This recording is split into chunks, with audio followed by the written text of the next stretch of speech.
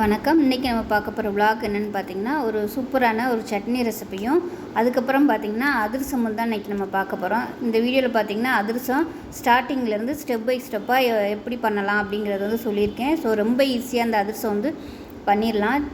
புதுசாக பண்ணுறவங்க கூட இந்த மெத்தடில் வந்து நீங்கள் ட்ரை பண்ணுங்கள். கரெக்டான அளவில் அதிரசம் வந்து சூப்பராக வரும். இந்த வீடியோவில் பார்த்திங்கன்னா நான் ஊற வச்சு கட்டி வைக்கிறது மட்டும்தான் காமிச்சிருக்கேன். சுடுறது வந்து நான் அடுத்த வீடியோவில் வந்து காமிக்கிறேன்.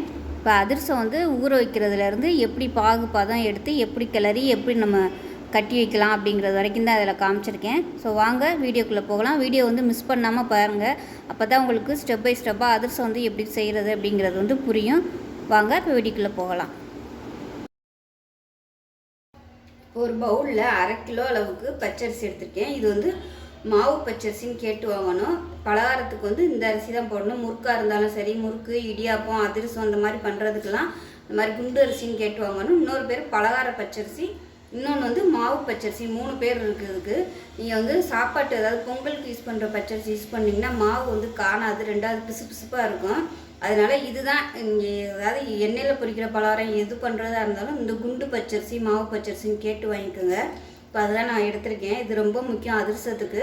ஏன்னா நீங்கள் பொடி பச்சரிசி வாங்கினீங்கன்னா நம்ம 1/2 கிலோவுக்கு வெல்லம் போடுவோம். அப்போ அது அந்த அரிசி அளவு பார்த்திங்கன்னா குறைஞ்சிரும். அப்போ நமக்கு வெல்லம் அதிகமாகிடும்.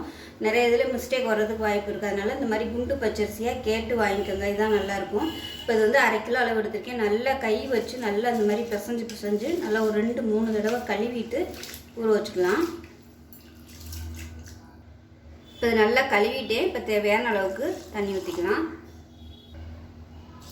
இப்போ இது நல்லா ஒரு 5 மணி நேரம் ஊறட்டும். மாவு எந்த அளவுக்கு அரிசி ஊறுதோ அந்த அளவுக்கு வந்து அதிரசம் நல்லா சாஃப்டாக வரும். இப்போ இது வந்து ஊறட்டும். இப்போ பாருங்கள், அரிசி வந்து நல்லா ஒரு 5 மணி நேரத்துக்கு மேலே ஊறிட்டு தண்ணியை வந்து நல்லா வடிய விட்டுட்டேன். ரொம்ப காய வைக்கணும்னு அவசியம் இல்லை. இப்போ நல்லா தண்ணி வந்து வடிஞ்சிருச்சு. இதை மிக்சியில் போட்டு நல்லா நைஸாக அரைச்சிக்கலாம். தண்ணி வடிஞ்சால் மட்டும் போதும், ரொம்ப ட்ரை ஆகணும்னு அவசியம் இல்லை. ஏன்னா அதிரசத்துக்கு வந்து ஈரப்பதம் ரொம்ப முக்கியம். ஈரப்பதம் இருந்தால் தான் மாவு வந்து எல்லாமே செட் ஆகும், இல்லைன்னா உதிர்ந்து போயிடும். இப்போ வந்து நான் 2 பேட்சாக போட்டுக்கிறேன். இப்போ அரைச்சிட்டு வந்துட்டு பார்க்கலாம். இப்போ பாருங்கள், 2 பேட்சும் போட்டு நான் வந்து அரைச்சிட்டேன். மிஷினில் கொடுத்தீங்கன்னா நல்லா நைஸாக வரும். நம்ம மிக்சியில் அரைக்கிறதுனால கொஞ்சம் இதாக தான் வரும்.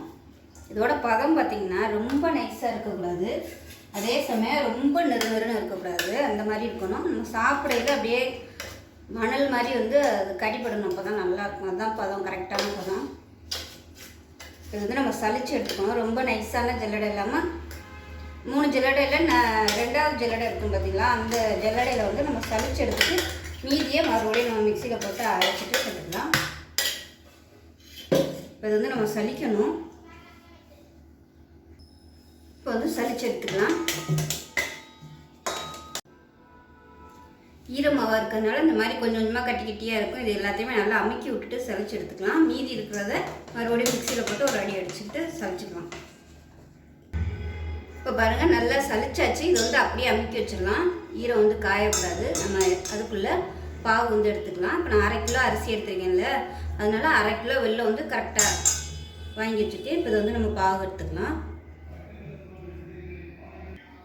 இப்போ ஒரு கடாயை எடுத்துக்கலாம். இதில் பார்த்தீங்கன்னா 1/2 கிலோ வந்து பாகு வெல்லம் சேர்த்துக்கலாம். கண்டிப்பாக நீங்கள் பாகு வெல்லம் தான் வாங்கணும். இதுதான் சீக்கிரமாகவும் கரையும், அதே சமயம் நல்ல ஒரு கலர் கொடுக்கும்.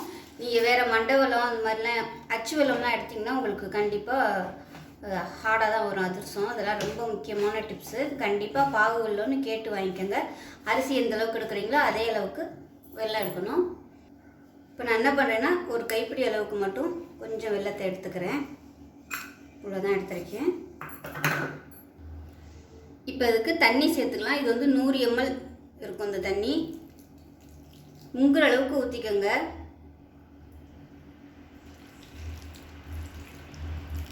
இப்போ நீங்கள் 1 கிலோ எடுத்திங்கன்னா 200 ml தண்ணி ஊற்றிக்கோங்க. நான் 1/2 கிலோ எடுத்ததுனால 100 ml ஊற்றிருக்கேன். நான் கேஸ் ஆன் பண்ணலை, இப்போ தான் ஆன் பண்ணுறேன். ஆன் பண்ணிவிட்டு குறைச்சி வச்சுருங்க. ஏன்னா அந்த கட்டியாக இருக்கிறதெல்லாம் கரையணும். முதலே ஹை ஃப்ளேமில் வச்சிங்கன்னா உங்களுக்கு அது அப்படியே பாகு பதம் வந்து முத்த ஆரம்பிச்சிடும். ஸோ அதெல்லாம் ஒரு டிப்ஸு. இல்லை நீங்கள் முன்னாடியே வந்து தண்ணியை ஊற்றி கரைஞ்சதுக்கப்புறம் கூட நீங்கள் அடுப்பில் வச்சுக்கலாம். இப்போ எல்லாத்தையும் நல்லா கலந்து விட்டுருங்க. அது அப்படியே சூடு ஏறி கொஞ்சம் கொஞ்சமாக கரையும். நல்லா கரைஞ்சதுக்கப்புறம் வடிகட்டணும். வடிகட்டிட்டு அதுக்கப்புறம் நம்ம ஸ்டார்ட் பண்ணிக்கலாம். இப்போ பார்த்தீங்கன்னா நல்லா கரைஞ்சிருச்சு, எல்லாமே கட்டி இல்லாமல் நல்லா கரைஞ்சிருச்சு. இப்போ வடிகட்டிக்கலாம்.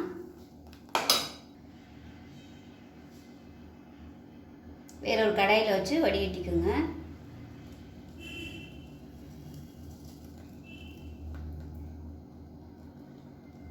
இப்போ இது நல்லா கொதிக்கணும். பக்கத்தில் வந்து ஒரு கிண்ணத்தில் தண்ணி வச்சுக்கோங்க. பாகுப்பதம் வந்துருச்சா என்னங்கிறத நம்ம செக் பண்ணி பார்க்குறதுக்கு தண்ணி வச்சுக்கோங்க கிண்ணத்தில். இப்போ பார்த்தீங்கன்னா நல்லா கொதிச்சுட்ருக்கு. இப்போ வந்து இன்னும் வரலை. இப்போ உங்களுக்கு இது வந்து இப்படி எடுத்து விட்டு பார்த்தீங்கனாலே தெரியும், இது வந்து இன்னும் தண்ணியாக இருக்குது பாருங்கள். இப்போ இதை வந்து நீங்கள் தண்ணியில் விட்டிங்கன்னா இது வந்து நிற்காது, அப்படியே ஓடுது பாருங்கள், ஸ்ப்ரெட் ஆகி போகுது பாருங்கள். அந்த மாதிரி இருக்கக்கூடாது. நம்ம ஊற்றுனோம்னா அப்படியே நிற்கணும். அந்த மாதிரி இருந்தால் தான் உங்களுக்கு பதம் வந்து வந்துருச்சுன்னு அர்த்தம். இது இன்னும் வரலை, கொதிக்கட்டும். இப்போ பார்த்தீங்கன்னா நல்லா கெட்டி ஆயிடுச்சு பாருங்கள் முதல் இருந்ததுக்கு. இப்போ நம்ம வந்து தண்ணியில் விட்டு பார்க்கலாம். பாருங்கள் ஸ்ப்ரெட் ஆகலை. நம்ம கை வச்சாலும் ஸ்ப்ரெட் ஆகலை பாருங்கள். நல்லா அப்படியே ஜவ்வு மாதிரி எடுக்க வரணும். அதுதான் பதம். இப்போ பாருங்கள் சூப்பராக வந்துருச்சு பாருங்கள். இதுதான் இந்த சாஃப்டான பதங்கிறது. இது வந்து நம்ம கேஸ் அமர்த்திடலாம். இப்போ இதில் ஒரு சிட்டிகை அளவுக்கு ஏலக்காயும் சுக்கும் பொடி பண்ணி வச்சுருக்கேன், இதை சேர்த்துக்கலாம். இப்போ இதை சூடோட அப்படியே நம்ம வந்து இந்த மாவில் வந்து கொட்டிடணும். இப்போ நான் வந்து அதே கடாயிலே வந்து நான் கிளறிக்கிட்டு இருக்கேன். வேறு கடாய்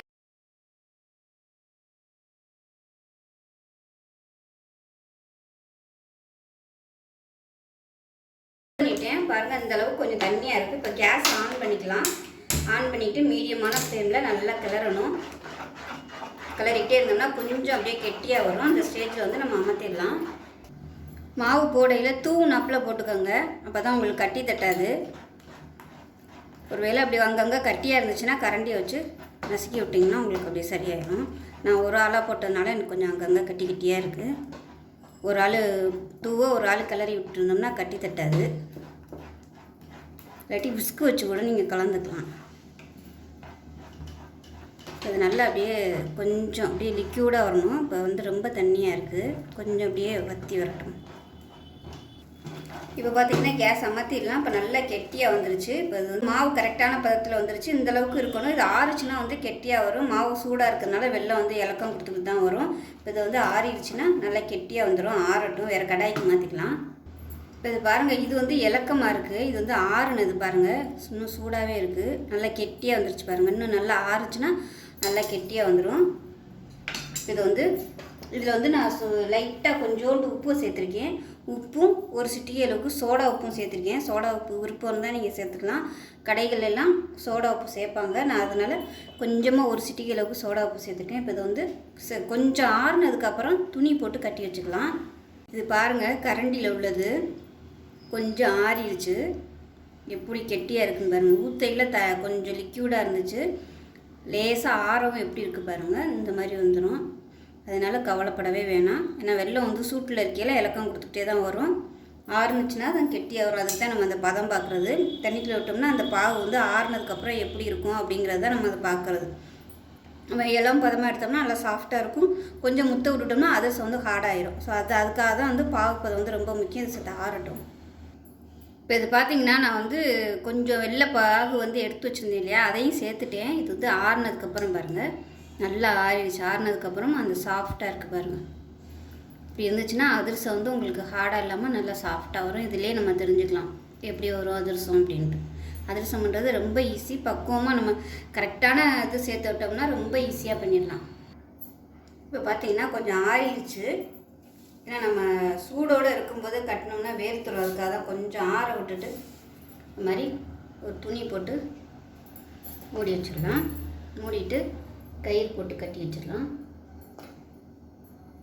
இது வந்து நல்லா ஒரு 2 நாள் கண்டிப்பாக 2 நாள் ஊறணும். அப்போ தான் அந்த புளிப்பு வந்து ஏறணும். அப்போ தான் நல்லாயிருக்கும். லைட்டாக அந்த புளிப்பு ஏறிச்சுன்னா தான் அதிரசம் வந்து நல்லா டேஸ்ட்டாக இருக்கும். இல்லை நீங்கள் நாளைக்கே பண்ணணும் அப்படின்னு நினச்சின்னா நீ சாயந்தரம் நான் பண்ணியிருக்கேன், நீங்கள் மறுநாள் சாயந்தரம் பண்ணுறதுனாலும் பண்ணிக்கலாம். ஆனால் அதிரசம் வந்து எந்த அளவுக்கு ஊறுதோ அந்த அளவுக்கு வந்து நல்ல டேஸ்ட்டாக இருக்கும். நம்ம ஊற்றிருக்க மாவெல்லாம் அந்த அரிசி மாவோட கொஞ்சம் செட் ஆகணும். அதுக்காக தான் வந்து ஊற விடுறது. இப்போ வந்து கட்டியாச்சு. இது வந்து ஒரு 3 நாள் கழித்து பார்க்கலாம்.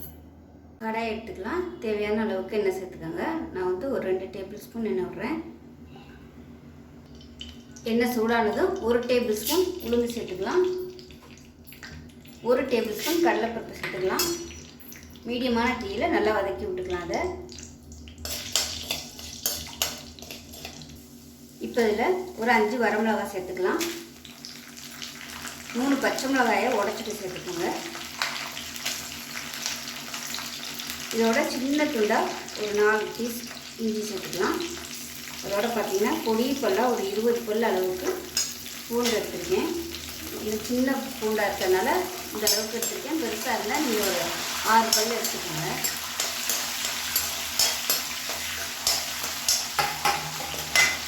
இதோட பார்த்திங்கன்னா ஒரு 15 சின்ன வெங்காயம் சேர்த்துக்கலாம். சின்ன வெங்காயம் தான் நல்லா டேஸ்ட்டு கொடுக்கும். பார்த்திங்கன்னா வெங்காயம் நல்லா வதங்கிடுச்சு. இப்போ இதில் பார்த்திங்கன்னா மீடியம் சைஸாக ஒரு தக்காளி சேர்த்துக்கலாம். நான் வந்து கொஞ்சம் பெரிய தக்காளியாக எடுத்துருக்கேன். சின்னதாக இருந்தால் 2 எடுத்துக்கோங்க. இதோட புதினாவும் கொத்தமல்லியும் கழுவி வச்சுருக்கேன். அதை சேர்த்துக்கலாம். நான் வந்து கொத்தமல்லி தண்டு வந்து நிறையா இருந்ததுனால அதை சேர்த்துக்கிறேன். நான் தண்டுமே நல்ல வாசனையாக இருக்கும்.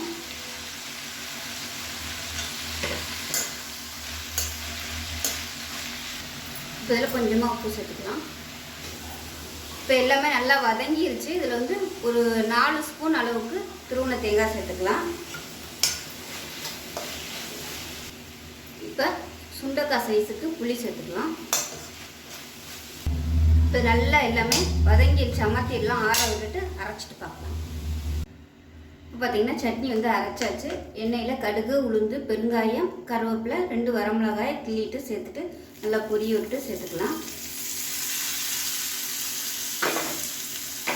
அவ்வளோதான், அருமையான சட்னி ரெடி ஆயிடுச்சு. புதினா கொத்தமல்லி சட்னி.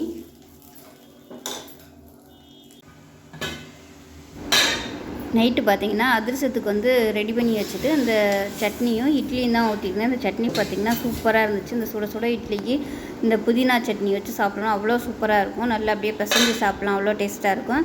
காரம் வந்து இதில் நான் மைல்டாக தான் கொடுத்துருக்கேன். விருப்பம் இருந்தால் நீங்கள் காரம் இன்னும் கொஞ்சம் அதிகமாக வச்சுக்கிட்டிங்கன்னா கூட சட்னி வந்து சூப்பராக இருக்கும். இது தண்ணியாக வச்சிங்கன்னா சட்னியாக யூஸ் பண்ணிக்கலாம். கெட்டியாக அரைச்சிங்கன்னா துவையில் கூட யூஸ் பண்ணிக்கலாம். ரொம்ப அருமையாக இருக்கும். அவ்வளோதான். நைட்டு டின்னருக்கு பார்த்திங்கன்னா இட்லி இந்த புதினா சட்னியோட முடிஞ்சிருச்சு. ஸோ அடுத்த வீடியோவில் வந்து அதிரசம் ஊறினதுக்கப்புறம் அதிரசம் எப்படி சுடுறதுங்கிறத அடுத்த வீடியோவில் பார்க்கலாம்.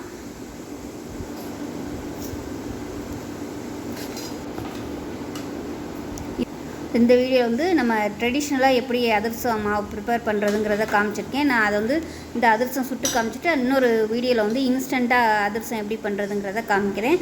அது வரைக்கும் பாய்.